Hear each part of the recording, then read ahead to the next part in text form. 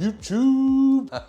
How's it going, guys? Welcome, TPB, Tech-Bodge Emporium. Okay, admit the title, a little bit clickbaity, but it is somewhat relevant to the content of this video. We are going to talk about the PS5, we are going to talk about AMD. It frustrates the hell out of me that every single AMD fanboy on the internet just cannot understand the concept of someone not fanboying over a corporation like AMD or Nvidia or Intel.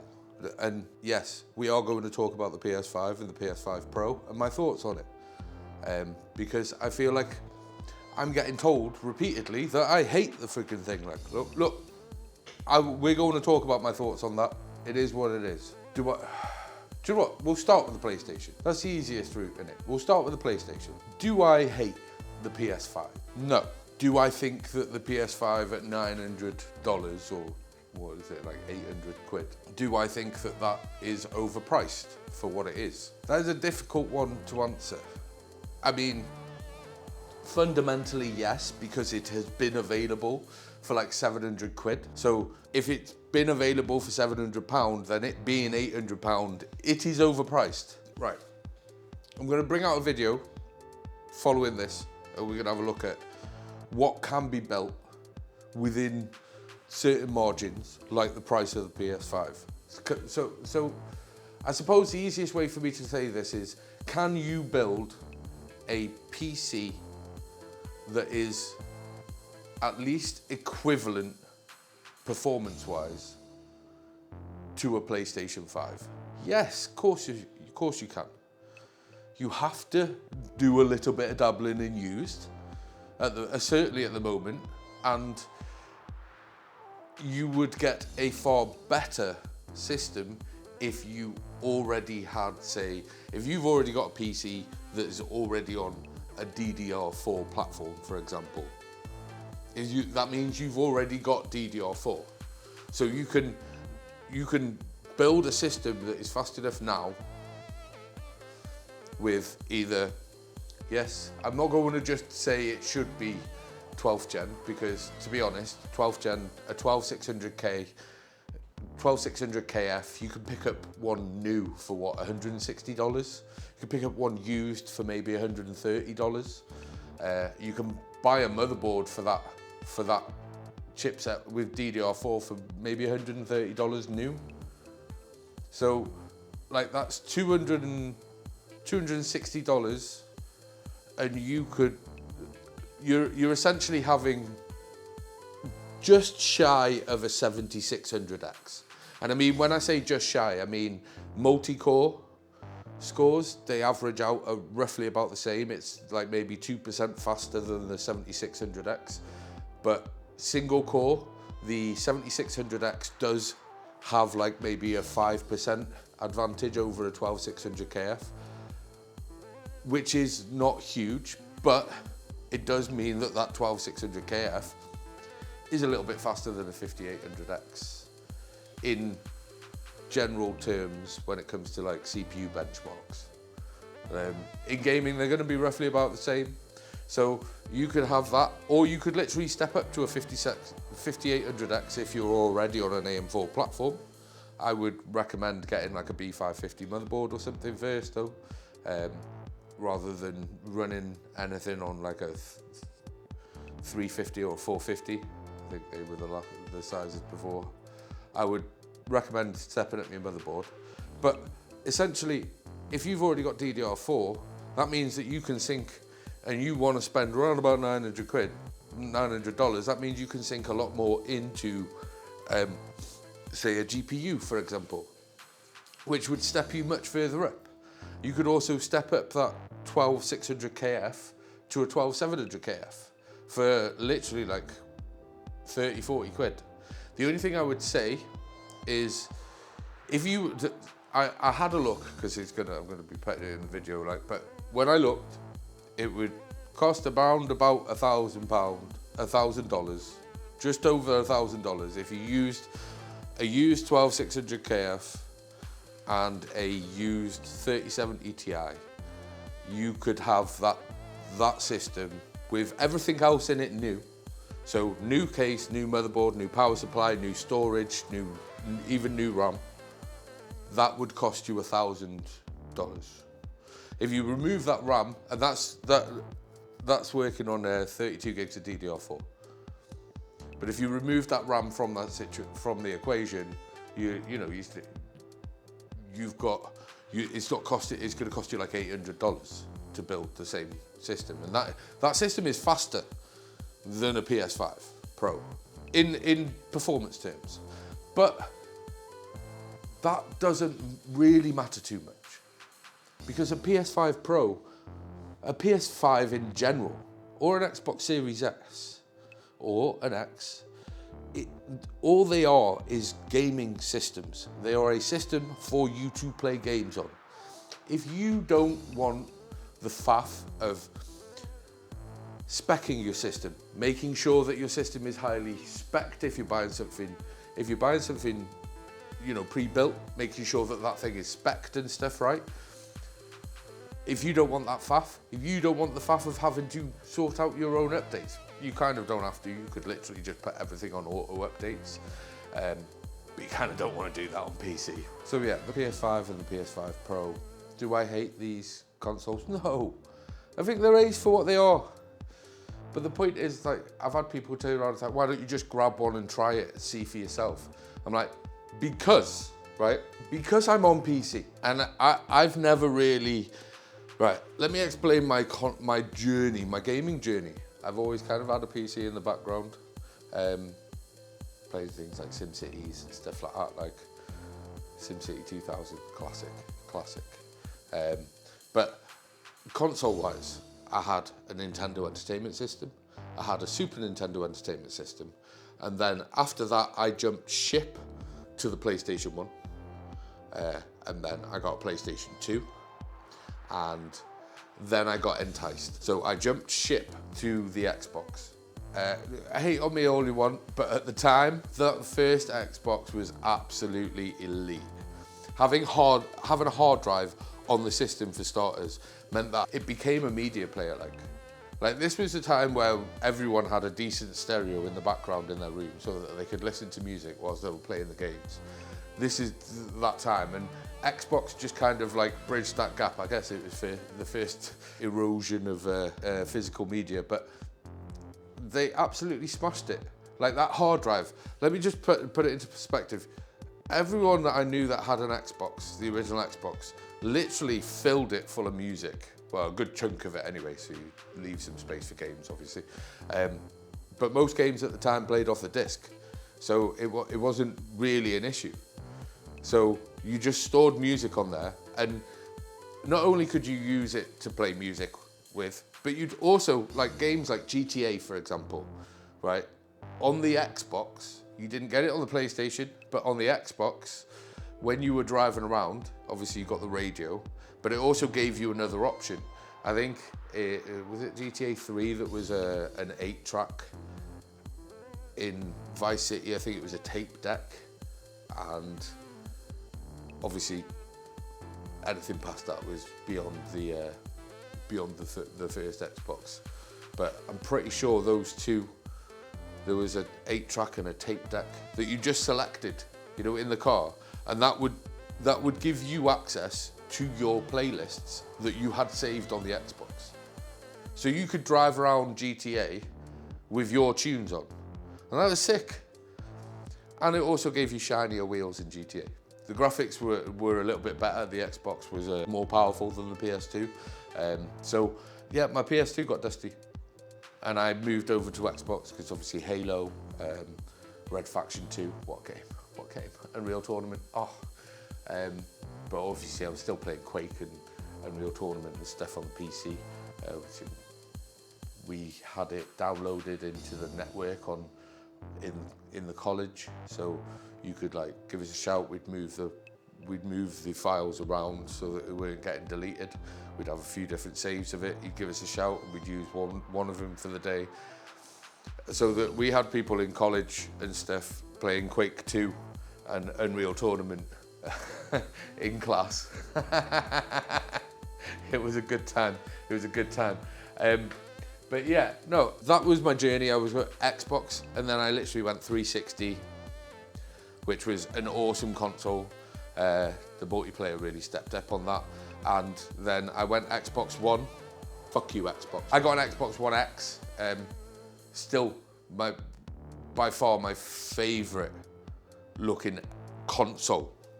Actual physical console. I still own it. I'm probably never going to get rid of it because it genuinely is my favorite looking console. And that is the console that goes with this controller. Well, I will show you it now. It is the Gears 5 Xbox One X limited edition. It's so cool. Like, it's got a little skull below some ice on the side of it and stuff. Like, my son uses that Xbox upstairs now when he comes over, because I don't really use it. It was in here being a media player, but I just used the basic Xbox, that one that I had up there, that he was playing on at first for media down here, because it doesn't really need to be a Xbox One X to run media down here. I'm just watching YouTube and stuff on it. I don't play any games on it.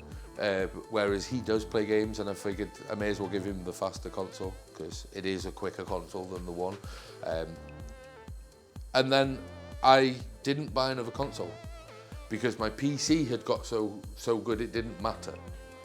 Like, it's only happened in the last, like, I would say, what, the last five to 7 years that PC has got so good that I don't require a console anymore. See, my life with consoles and stuff, that's literally what it's been. The console has been there because the games that were optimized for that and stuff, they were on there. You weren't getting the same sort of games on PC because it was concentrating on other stuff, and you'd be more playing sort of MMOs and city builders and stuff like that on PC. That's what I mostly used PC for back then, because obviously I was playing Nintendo games, and then obviously jumped up to PlayStation, and that was a whole vibe. And then the Xbox took over, and then it was just multiplayer shooters. Like I said, Red Faction 2. Oh, the nano pistols. You get dual nano pistols running around. You got 3 freaking barrels on both of them. I fucking loved that game. We used to go around to my mate's house. He had a flat in an attic. We used to go around there, and we would just literally play games, play like winner stays on Red Faction, but like 4-player. So if there was more than 4 players in the room, then obviously the loser would drop off for someone else to join in. But I mean, we used to play BB like shooting games downstairs in his flat. Like, turn all the lights off, fill up your mags, and then yeah, if you shoot them, you're out. It's like basically paintball, but with like little plastic BBs, not powerful ones, just little pistols. But it was always fun. It was always fun running around his flat in the dark shooting each other. Anyways, back when fun was physical. So yeah, no, I don't hate the PlayStation 5. Look, it has a place. Am I going to buy one? No. Because there is no... PC is so good right now. I've got a 5070 Ti and a 12900 KS. Right? There's nothing on this system's going to play that the PS5 would play better. There is nothing. Right? And it's just, for me, as a person who, like, I have to be... I don't have endless income, so I have to be careful with what I purchase and stuff. So yeah, do I hate the PS5 and the PS5 Pro? No. Do I think they're decent for what they are? Of course I do. So do I hate the PS5 and the PS5 Pro? No, I don't hate them. But that doesn't mean that I have to go out and buy one. Do you know what I mean? I have zero use for one, like zero. Like if I want to play Xbox these days, see this? Xbox controller. I get to play Xbox with far better graphics. If I want to play PlayStation these days, look, I'm playing PlayStation, but with better graphics. So there is literally no point in me buying either of the consoles from the like, PC is so good now that I just don't need to worry about console. But does that mean that I think that people should just sack off console and buy a PC? No, that's completely up to you. If you want to do the whole PC thing, then do the whole PC thing. I hate the arguments when people try and make out like you cannot buy a PC anywhere near the value of the PlayStation 5 to give you the same sort of quality. Yes, you can. Yes, you can. Easily do that. That's not an issue. You could talk about RAM and VRAM and stuff like, yeah, the GPU might end up with 8 gigabytes of VRAM, but the system itself will still have 16 gigabytes of VRAM. So essentially, the shared VRAM is far better on a PC over the console anyway. So that argument's kind of nil and void. So it doesn't matter. But the point I'm trying to make, I suppose, is, look, I don't hate the PlayStation 5 or the PS5 Pro. For what they are, awesome. Look, if you're the kind of person who just wants something you can switch on, it's going to sort its own updates out quite minimally because it's just one system, one set of hardware. The PS5 and the PS5 Pro essentially use the same hardware, it's just the PS5 Pro has got a better GPU. But it's on the same architecture, so it's not too much of a stress for it. So if you want something that you just want to plug in and turn on and play your games, have fun, and you're done, then yeah, go ahead. Get a PS5. It's probably the best option of the two, to be honest. Especially if you're into those sort of single player titles that PlayStation do a good job of. Unfortunately, as I said, because I switched over after the PS2, I've been kind of locked off from all those single player titles that you all get all super excited about. As I said, because I jumped ship after the PS2, I didn't even ride the PS2 out. I literally jumped ship over onto Xbox as soon as it showed up. And I was over there from that point on. I've not really come to deeply love the titles that are PlayStation bound, like a lot of you have. But that's not a big deal for me. Apparently it's an incredible deal for you guys to get those titles, so get a PlayStation. If you don't care about that and you want the best deal, probably a Series X. Because yes, the PS5 Pro is a little bit faster than the Series X, but the Series X is a little bit faster than the PS5. And the Series X and the PS5 Pro are just kind of in their own category, if you know what I mean, from where they upscale from and their target resolution. They are closer to each other than the PS5 and the PS5 Pro are in performance. And you can argue about Xbox Game Pass as much as you want, but at the end of the day, yeah, it actually offers a genuinely decent deal. A genuinely decent deal that you can literally add to a package. Say, for example, you can buy a Series S. If you are a budget gamer and you're just looking for something that you can set up for like, what, 300 quid? Full setup, ready to go for 300 quid that you can play most of the main titles at a half decent resolution. Look, you can literally buy a 1080p, 24-inch 1080p monitor. If you're going to sit at a desk, 24-inch 1080p monitor will look super, super sharp because 24 inch is a perfect size for a 1080p monitor. But you could go up to 27, stretch it a little, maybe even get a 1440p monitor, and that's going to cost you somewhere between 70 and 150 quid, all in, like brand new. And you could buy a Series S used for like 110 quid. So that's under 300 quid. So if you put on, say, like a 20 quid a month subscription to the Ultimate Xbox Game Pass, you've got all those games to play for 300 quid, and it's going to cost you no more than 20 quid a month. Like, for someone who is on a budget, that is absolutely freaking awesome. Like, I don't care who you are, but that's awesome. It's gonna look its best on a 1080p or a 1440p monitor. The thing that you need to understand is the Series S has a target resolution of 1440p, and it upscales from either 900p or 1080p. It kind of switches between them depending on how demanding the game is.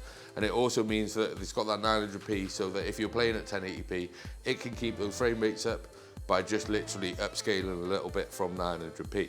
You're not going to notice it too much in game, and it works well.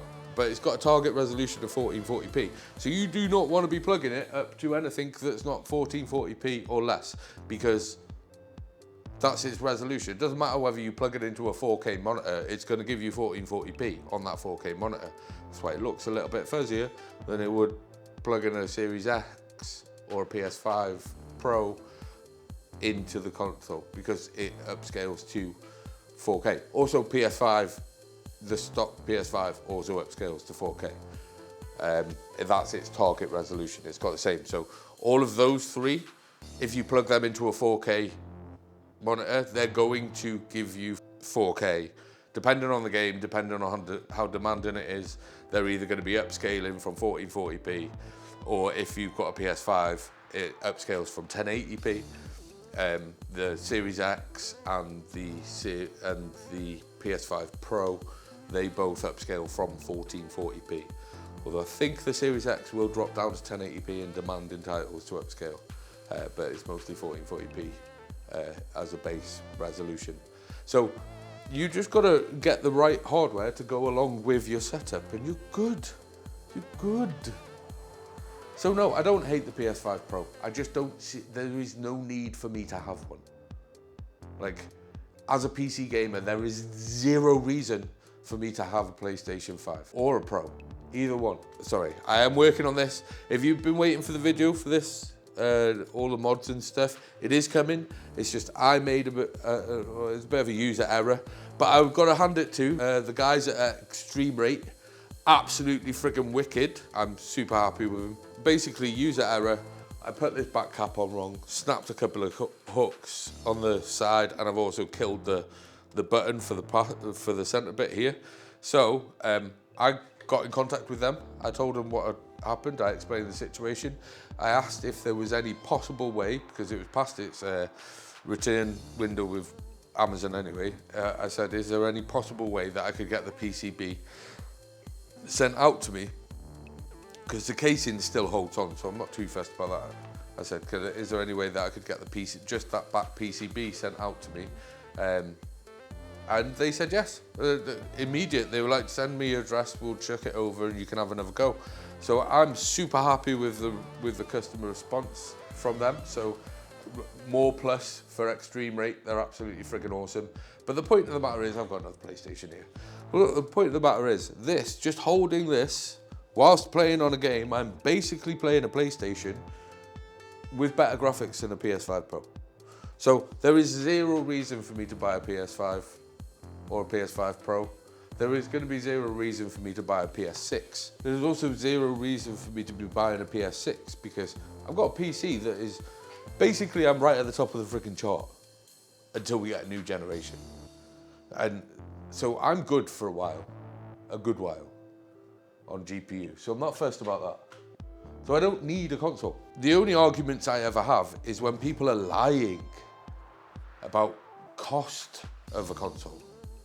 Like, in comparison to cost of a PC. It's like, I don't understand why people feel like they need to overinflate the price of something that they consider competition. Because at the end of the day, a PC and a console, they're for different reasons, right? If you want PC, you buy PC. If you can't afford a PC, it was always a console. The console was always the cheaper option. But now those lines are getting blurry. What people that want to, and I don't understand the bizarre idea of pushing a PS5. Is it just that you're just hoping that if you push Sony products hard enough that Sony are going to pay attention to you and send you a PS6? Is that what you're hoping for? Because good luck with that one. It's Sony, PlayStation. They're going to make you go buy one because they know that if they say no, you just go buy one. Right? At the end of the day, I love some Sony. I love Sony products, and that, like, don't get me wrong, because they're quality products. But oh my God, the company takes the piss with money sometimes. But sometimes not so much.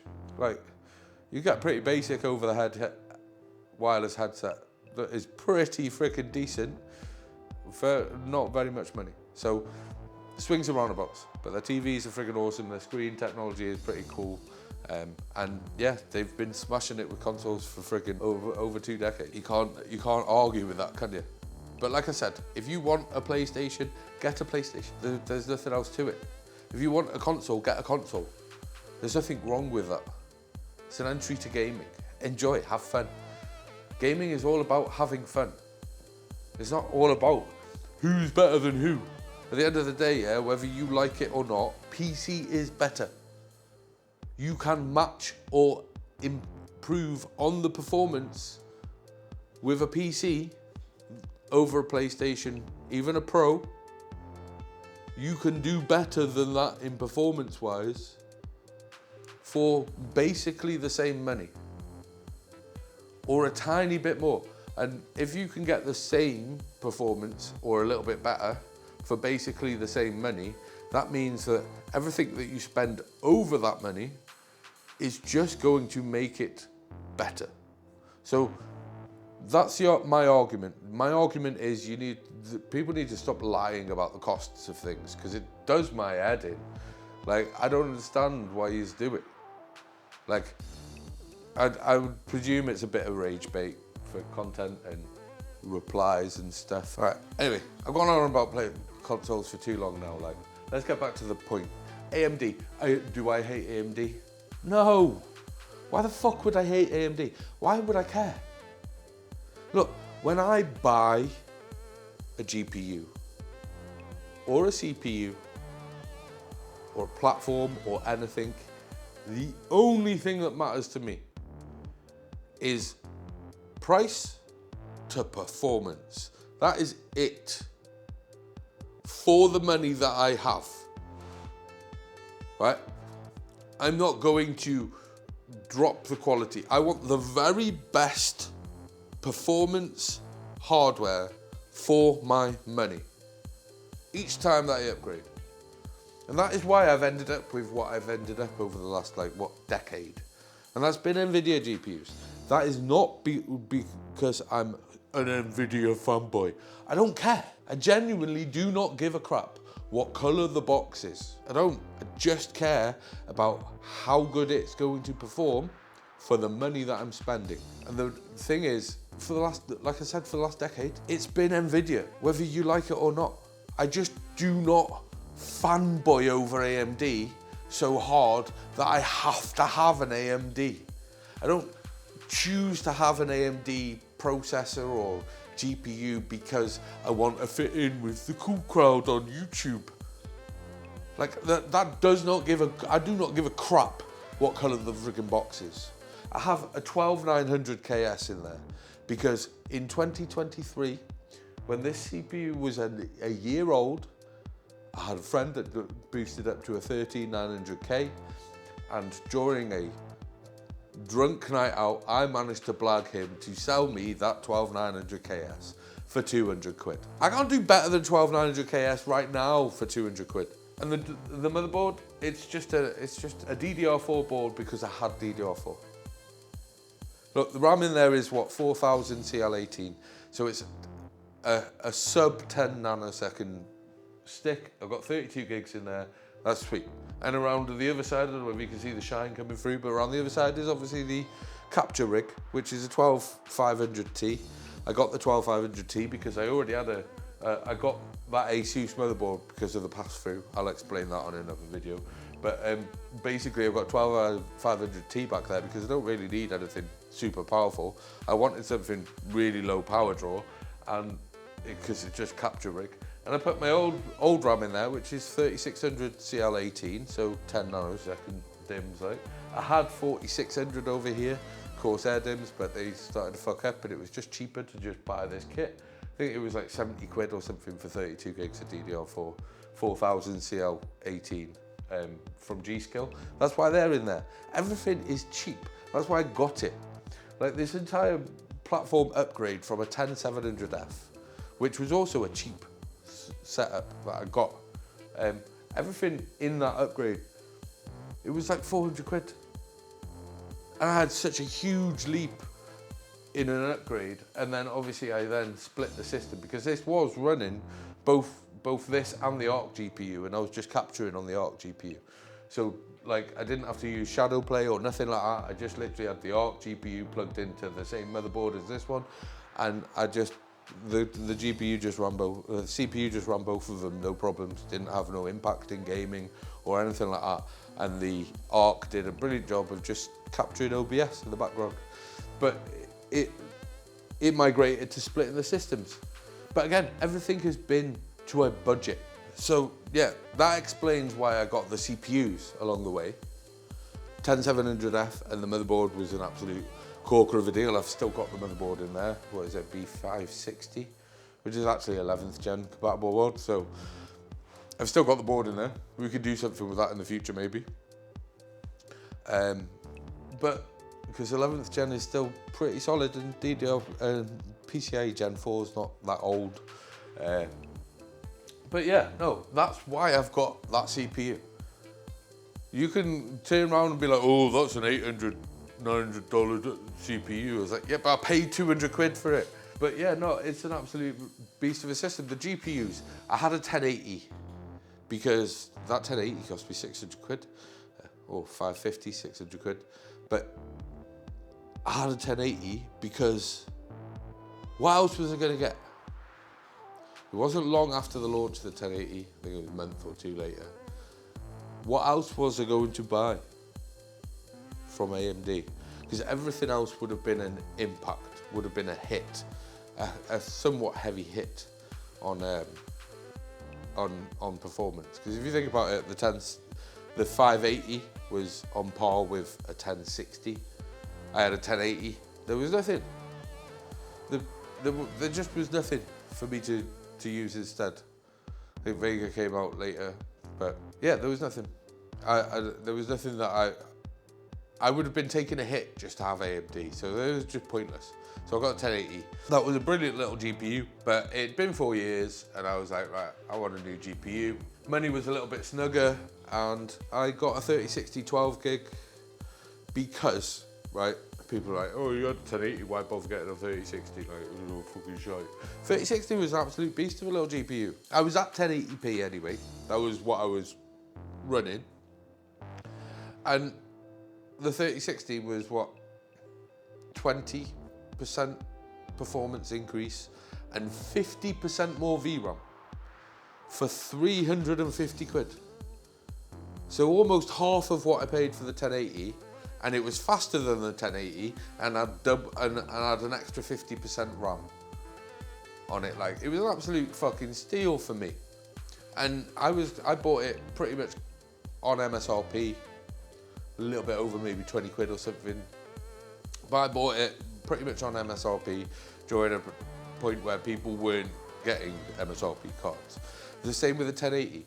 So I felt like I got a decent deal, and again, another 4 years later, I step up to a 5070 Ti, and I paid 730 quid for it, and at the time, the very cheapest 9070 XT, because I literally waited for that card to release before I made my purchase, because I wanted to see if I was going to get an AMD card instead. That is not something that an Nvidia fanboy does. I literally waited for the 9070 XT to release because I predicted it was going to be real close, and if it was close enough and the price was right, then how could I refuse? And if the 9070 XT had been MSRP, 600 quid, if it had been MSRP at launch and they were available for that money when I went to make the purchase, I would have had a 9070 XT. But the very cheapest at the time 9070 XT was £689. And I paid 730 quid for that. And that 730 quid was for, I'm not saying that it's not Gamewood's more base-ish model. No, they've got slim now, so there's an even more base model. But I'm not saying that that wasn't, you know, the lower end of the stack. But the cooling system on that is absolute friggin' beast. I've had a look at it, and it's a golden sample, so I can overclock it, and I do every day. Every day that runs what, an extra 300 megahertz on the CPU, and an extra couple of gigahertz on the VROM. Just every day, and it stays under 60 degrees most of the time. It's fine. We're going to be upgrading that as well, like. So yeah, no, I don't hate AMD. It's just every opportunity that AMD have had to be in my system, they've either been outpriced by Intel or Nvidia, or they haven't produced anything good enough for me to take instead. Like with the 3060, what was I going to get? It would be a 6600X, yeah? I should get that, yeah? Slightly slower card with 50% less VRAM for basically the same money. Why would I do that? That's why I got the 3060. And then again, 5070 Ti. When they're 40, 50 quid between them, it's a no-brainer because of what that has available to it. And essentially, on average, unless you literally play the games, only the games that AMD performs better on, the average gameplay, this is a slightly bit faster than the 9070 XT. Very slight. We're talking percent. We're talking 120 FPS on a 9070 XT would be 125 to 130 FPS on this. Very, very slight difference, but there is a difference. So soon. Okay, guys. So to close this off, I just want to talk about sort of content and why it's been a bit of a stall. I kind of got in a bit of a head block with it, to be honest. I've got stuff to make videos about, and it's all been stalled. I kind of got stalled by this because I didn't want to start running a load of videos at the same time because I'm not very good with that. My head gets a bit confuzzled and I never get anything completed. So I started this and then I broke something, so I thought I'd wait for it, but I'm waiting too long for the replacement. It's not happened that long ago. I've had a bit of a stall in my brain with this sort of stuff, and then you see this. I never thought this would bother me, or impact me, but you see the subscriber count going up, and you're just like, right, okay, you put videos out, and then the stuff that you just want to do, and they don't get views. So you're seeing what's getting views, and you're like, I need to start following the YouTube trends, otherwise I'm not going to get any views, and that means I never get any growth, which means I never have a community to talk to about this kind of stuff, which is really the main goal, right? Obviously, when I'm getting stuff for the channel, I'm getting stuff that I need for me, because I just don't have the income to just keep throwing things at anything that I want to. I see stuff all the time that I want to try out. You don't think that I would love to have an all AMD system so that I could literally benchmark these things against each other? You don't think I would want that? Of course I would, but I don't have the money for it. I don't have the money to buy multiple GPUs at the minute. And obviously with the channel, I'm not even at a point where the channel makes me money. With YouTube, I think it's until you get 1,000 subscribers, you can't even like apply to be getting paid. So I'm nowhere near that point. So everything's got to be on me. So and I do have things that I've purchased to make videos on, and I've took time.